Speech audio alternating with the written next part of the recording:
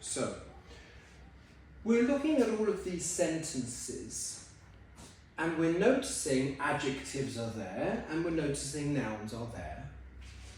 But what's important is structure, how we create the sentence.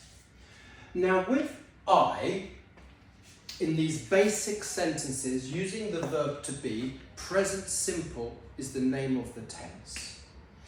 When we have I, the subject, I, you, he, she, it, we or they, in all of these sentences, I, you, he, she, it, we, they, it, these are the subjects. The next word is always the verb to be at the moment. Later it will be other verbs, but always a verb.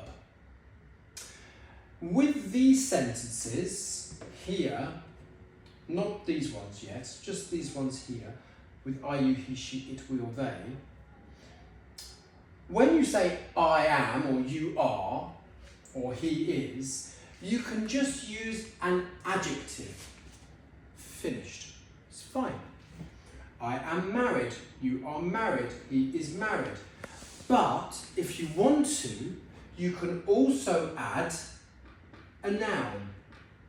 You would have to then say, you are a married woman, a married woman.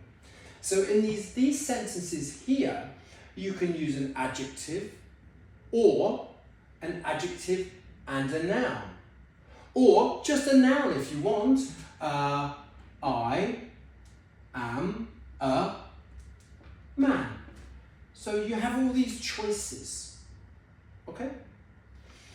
When we come to possession, my phone, your phone, we need the same structure. It is subject, verb, but then the possession, my, your, his, her, our, their, and then we need a noun.